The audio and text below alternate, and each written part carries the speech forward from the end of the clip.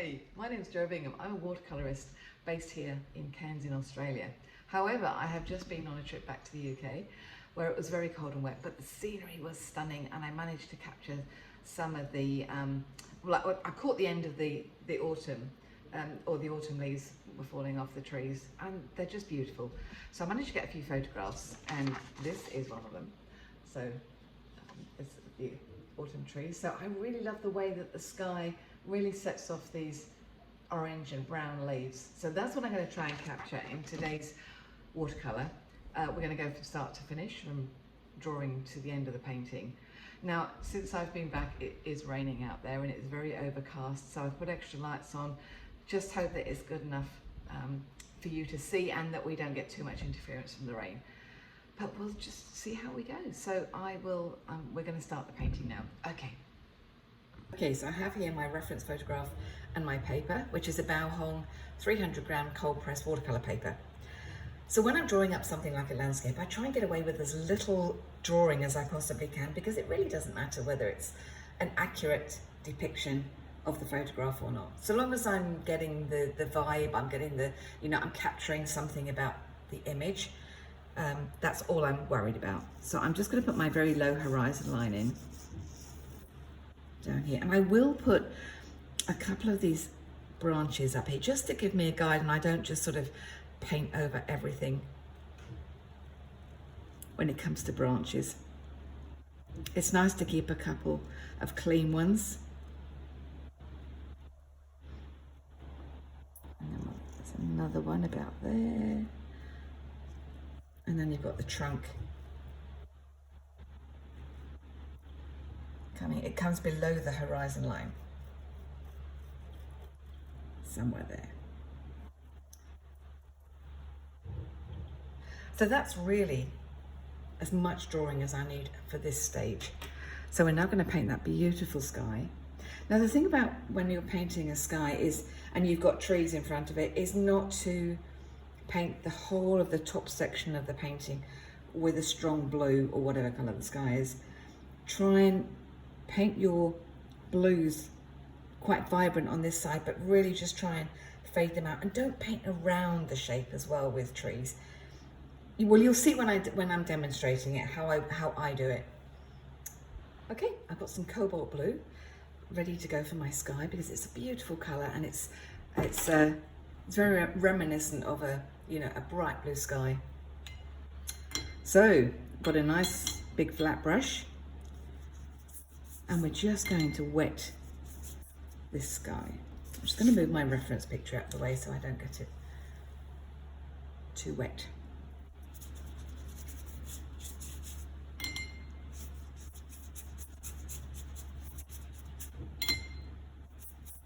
So when you're doing this, and when you're putting the water on for your wash, keep applying the water. Don't sort of dip your brush in the water and keep going and keep going and keep going, because your paper will end up too dry. And the whole point about a wash is that it's beautifully wet, or at least well damp, so that the paint spreads on it and you don't get any hard lines. So I'm just coming down to my horizon line.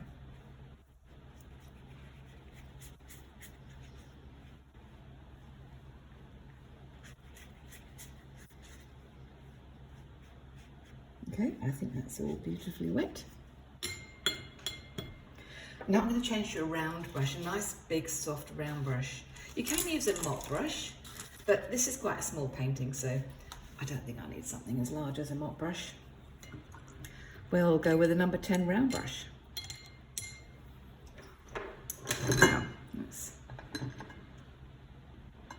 so you can see I have a pool of paint.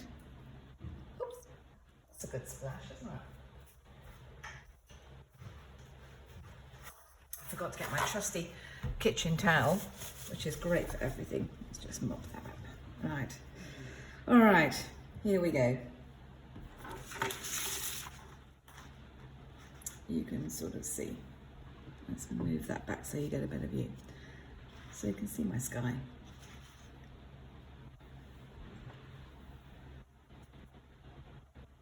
Oops, that's a bit strong, isn't it?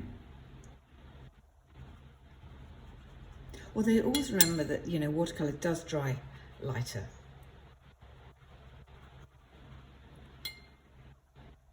So we don't have to worry too much. Now, what I was saying about not underpainting the tree. So my tree's here.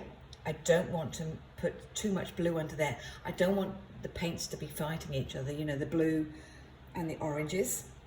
So we're going to leave a whole area there underpainted.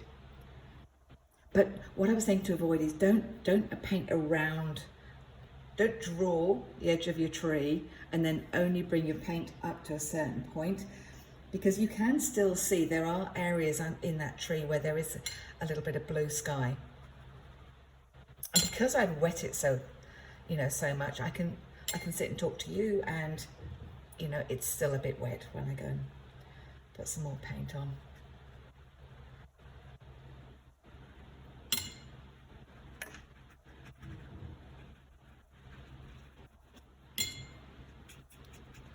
As soon as it starts drying, you have to stop painting, really. So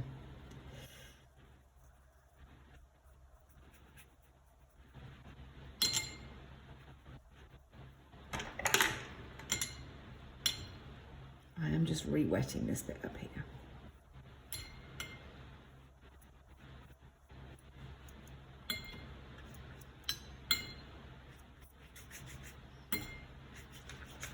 I think the lights are making my paper dry a bit quicker.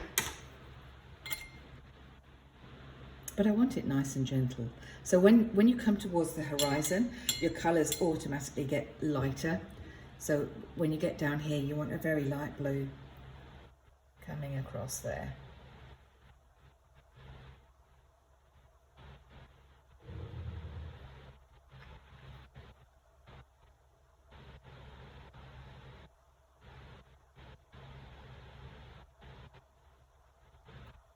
Okay, I think that's it for the sky. We'll keep it nice and simple. And now I'm just going to go and get all the colours ready for, we're going to do this little horizon line of trees while it's still a little bit wet. So I'll see you in a couple of minutes. We're ready to go. So the colours I've used, I'll quickly go through them. So we're going to have Daniel Smith's Burnt Sienna. We have got Daniel Smith's Ultramarine Blue. We have got Art Spectrum, wonderful, wonderful Art Spectrum colour, which is the Australian Leaf Green Dark, and good old raw sienna. So I've sort of made a mixture of several of those colours. And it's still a bit damp, because you don't want it too, when you're doing something like this, you don't want it too wet because it will just flood, but you need a little bit damp just so that you get a bit of bleeding, so that your trees aren't too static. So I'm just making a mixture. So we're going to put some, using these colours. Just put a little row of trees down here.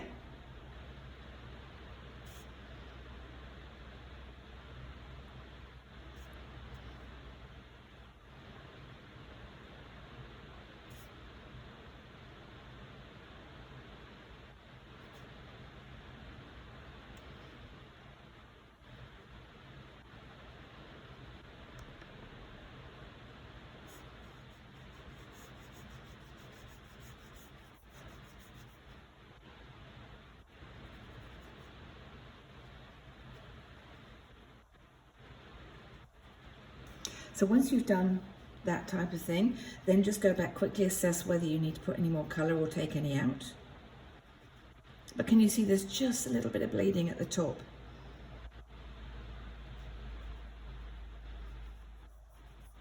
I might just put a little bit more dark green. I apologise about my voice. I got sick when I was away. I'm not sick anymore, but my voice is still not quite recovered.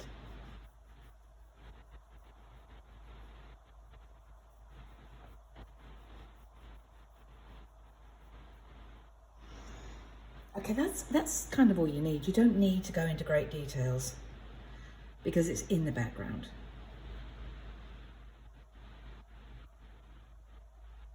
Okay, we'll just finish it there, and we're going to have a go at doing some of these beautiful autumn leaves in a minute. Okay, I think it's mostly dry now, so we're going to have a go at painting these leaves. The biggest thing to sort of remember is not to make your paint too thick when you're putting, because there's a lot of area to cover, and if you have it too thick, it doesn't look natural. So you identify all the colours that you can see. So I've actually got raw sienna. I've added an orange in. This is Old Holland. Don't ask me to pronounce that. It's a variety of their orange. And I've got some greens, and I've got a darker brown. I've got some Van Dyke brown out on my palette, just ready to go. So the first thing I do is just make a really weak mix of the orange raw sienna and the burnt sienna. And I've got a nice soft round brush. I'm going to start at the top here and just start painting in some of the leaves, and then change the colour every time you go back. Change the colour up a little bit. So I'm not painting leaf shapes as such. And yes, they are separate. They are separate leaves, but they're only on the very outside of the tree. The bulk of the tree will be solid. So see where I've drawn my little branch in there. So I'm going to try and keep that clean.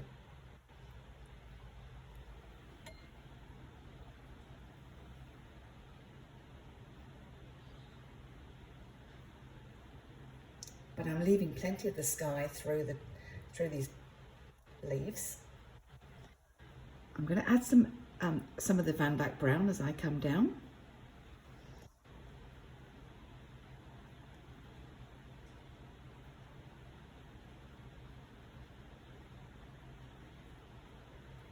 And now I'm going to switch to the other side, and I'm introducing a little bit more of the raw sienna. See, if anything, that paint is a little bit too thick. So let's add more water, because it's so much easier to add paint than take paint away.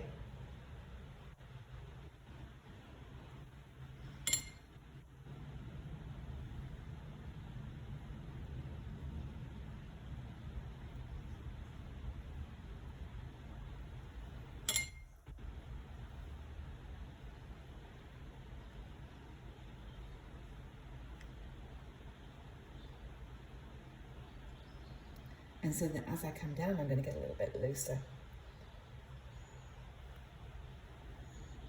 You can start dropping in a few colours now.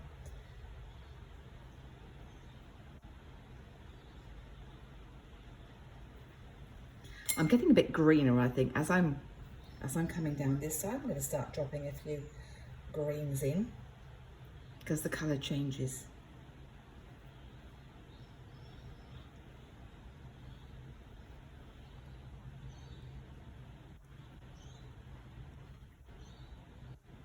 So you have to work quite quickly.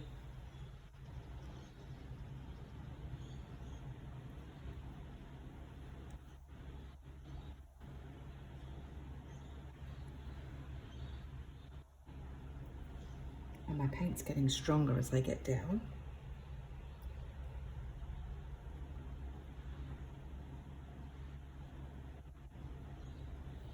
Can you see how those colours are changing as they come down? There. Now I'm going to add some more orange in as we get to this bit. So this is like, I've talked a lot in my videos about washes. So really this is what you would class as your underwash, and then you can develop it as much as you like. You could just leave it as an underwash, or you could work over it and work it up into a very detailed tree.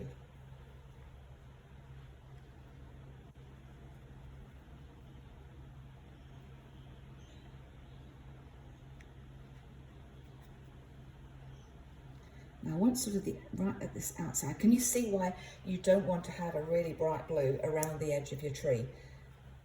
Because you would be painting over those colours, and we really don't want to do that. We want to keep them fresh and light.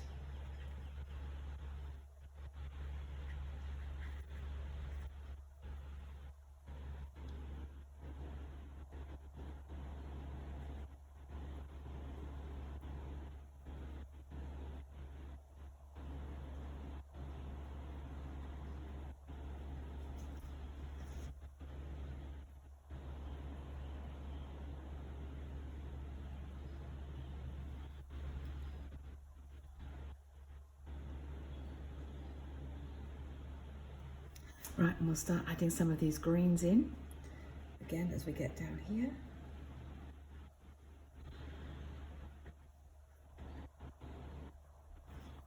I might add just a little bit of olive green in as well.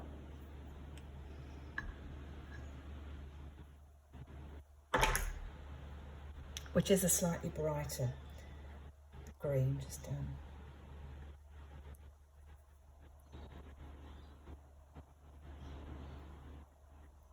and all the way down here.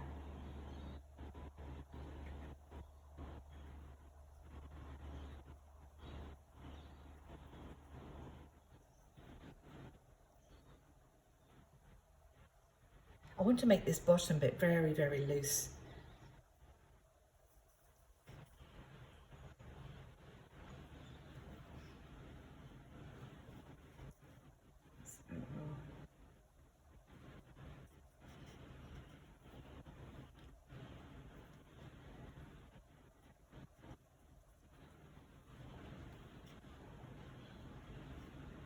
Okay. We'll take it up to that little tree line there.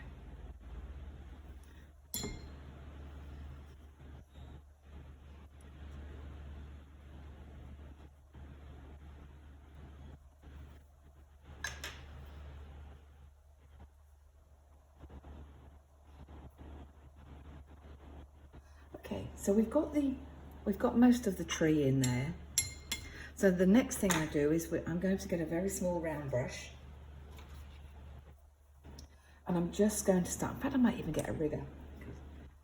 Use a rigger. And just start pulling a few of these branches out.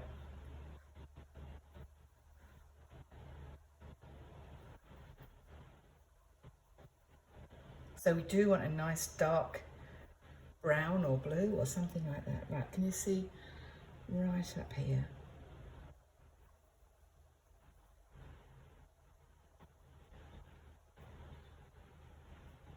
And this is where they start getting the impression that it's it's autumn. Not only the colours of the branches, but they're starting to lose their leaves now.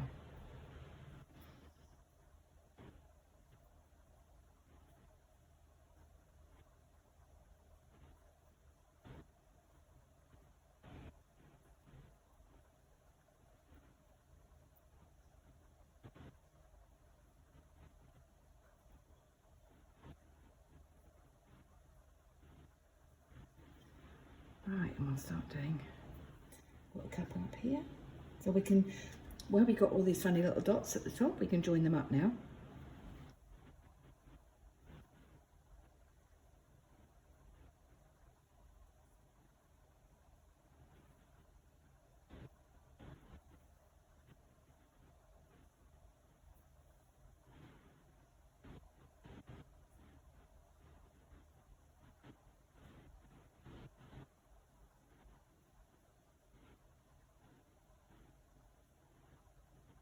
Can't unfortunately paint our branches in yet, it's too wet. I have to wait a little bit for that. What you can do while it's still a little bit wet is just start assessing your tones and go, okay, have I got enough contrast? Which I think I'm going to add a little bit more in. So in this area, we've got a couple of darker areas. So I'm just going to see if I can drop some darker colours in. We have got a little bit here, but I think I'm going to increase that.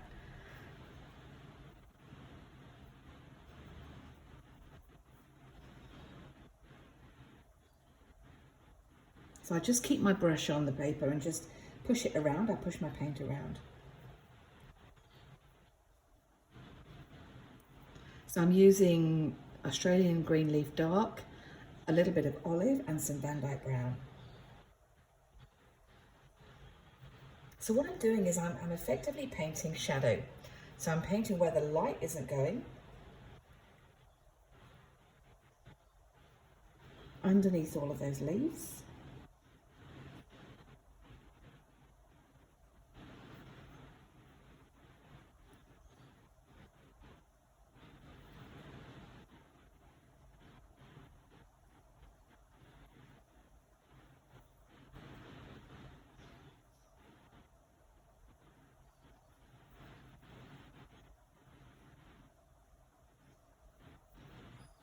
I want to get lighter as I get to the top. I want to try and keep that freshness at the top of my tree.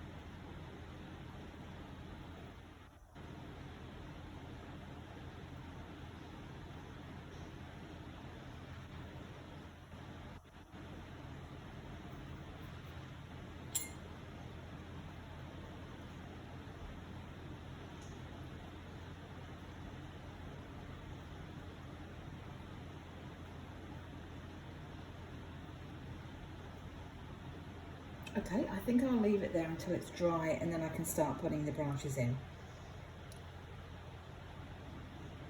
So I need to start working on the foreground.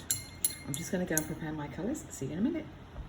Okay, time to start on this little bit of foreground here. So I've just put some brighter greens out. I'm not worried about the fact that they're blending in.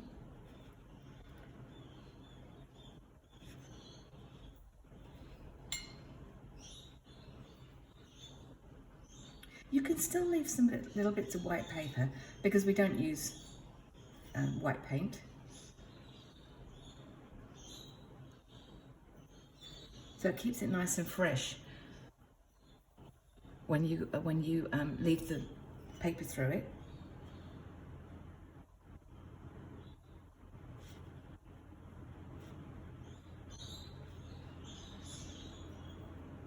So I'm just painting the greens as the undergrowth as I come along.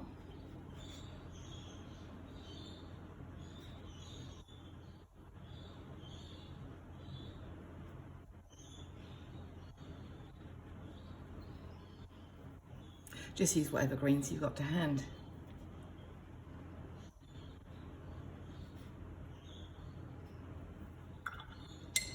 I'm just going to paint the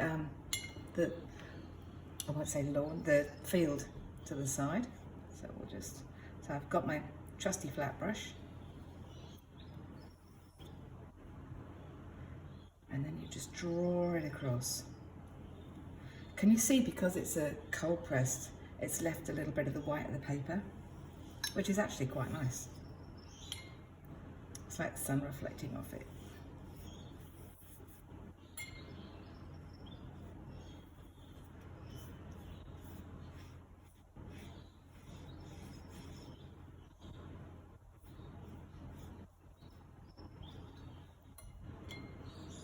Okay, now we switch back to a smaller brush. Now when you are painting fields or large expanses of grass, it's quite nice to do a couple of darker stripes on it. It just indicates the furrows and ridges.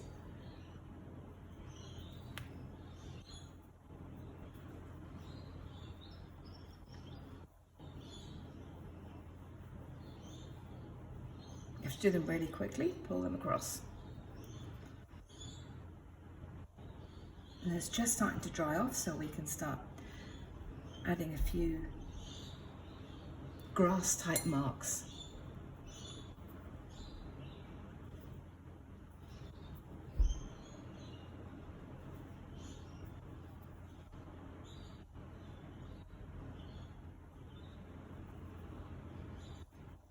Going back to sort of these siennas now, the raw sienna,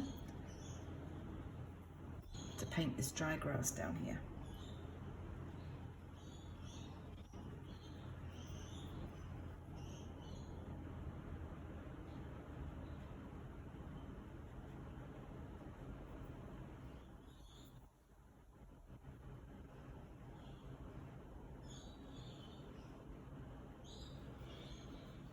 Okay.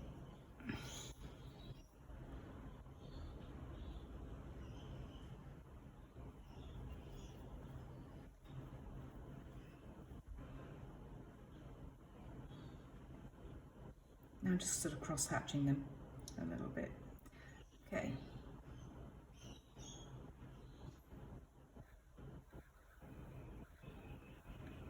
Now I think I'm just going to switch back, put a little bit of the trunk in, and then I think that will do. So this time I'm using a green and brown. So I'm going back to the Aussie leaf green and Van Dyke brown. Let's see if this is dry enough to actually paint. No. Okay. Might still have to just wait a bit longer.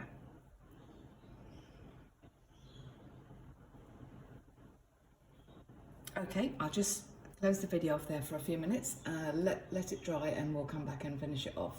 Okay, the last thing that we're going to have to do is just the trunk and the branches. So I've switched back to a round brush, and I'm using a mixture of browns and greens, primarily greens, because tree trunks are rarely brown. So you can really add in whatever colours you like. Might even add a little bit of blue in there.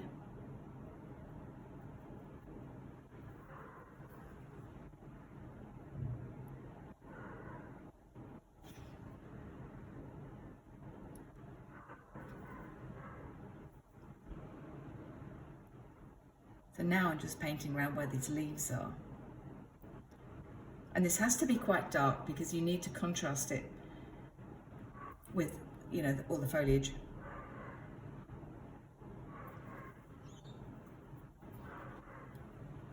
And a bit lighter as it comes down.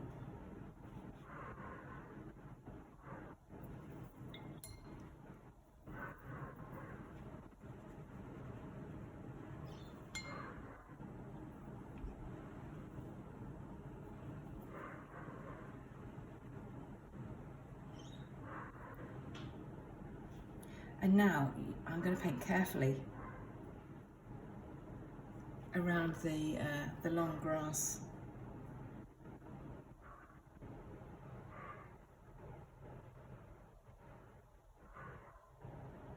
I want to retain some lightness in there.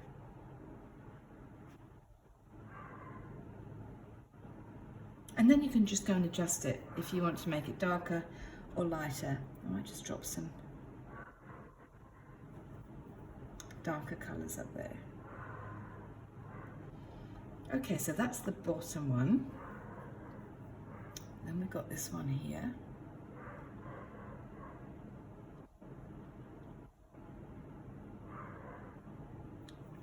I want to make it a nice light green, except for on the left-hand side.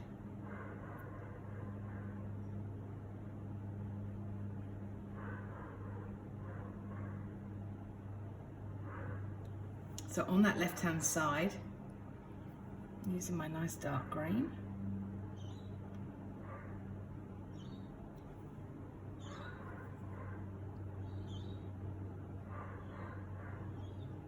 For the shadow.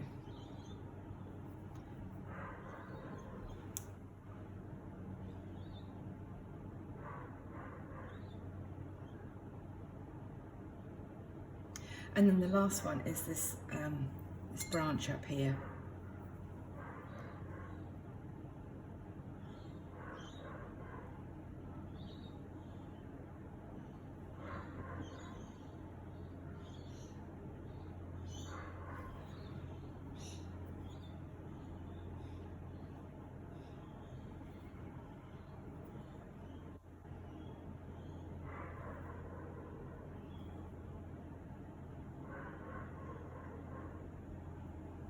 So now that's the ones I left out, but I want to put, now that the foliage is all dry, I think I can get away with just painting in a few more branches. There's it.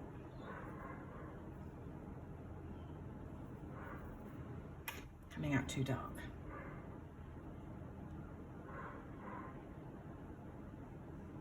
I think I might switch to the rigger brush that I was using before. Just gives you such a nice line. So if you're painting branches in the middle of the tree, you know, don't do one going all the way up. You know, you need breaks where the foliage is.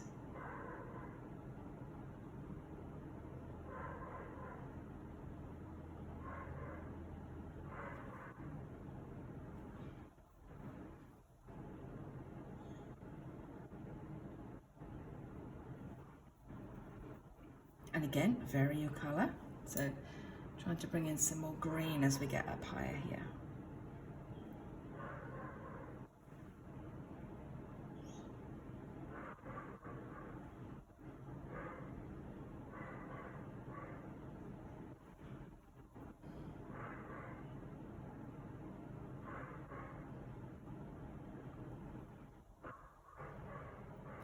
And then a few bits down here. Okay, I think I'm just going to leave it there, but you get the general idea of how you start building up a mass of foliage, and I'm hoping that I've captured some of those autumn colours. So I really hope that you've enjoyed this video, and next week I thought I might actually concentrate on doing the bigger area of grass or lawn or fields and show you how to get some techniques to, you know, to make it look tufty and not flat, because it can be quite tricky when it's a big area. All right, have a wonderful week, and I'll see you next week. Bye. Right, well, I just went and did a bit more work after I finished the video. I went and did some more work on my tree. I felt it just needed a bit more depth and softening in some places. So using exactly the same techniques with a really soft round brush, I went and sort of wet some areas, and I increased the layers. So I've dropped in some dark areas around the bottom of the tree and around the midsection to try and add some depth into my tree and just bring it up to a level that I was happy with. And I think that, you know, my take-home message is sometimes we're just not happy with what we do, and it really doesn't matter. Just often we learn more through our mistakes than we do through our successes. And if you don't like what you do, you know, if you don't like a painting, don't throw it away. Go back, work out what it is that you don't like about it, and try and correct it. That way you will learn so much more than if you just keep throwing stuff away, not working out what it is that you don't like. So anyway, there's my little lesson for today. So have a great week. See you next week. Bye.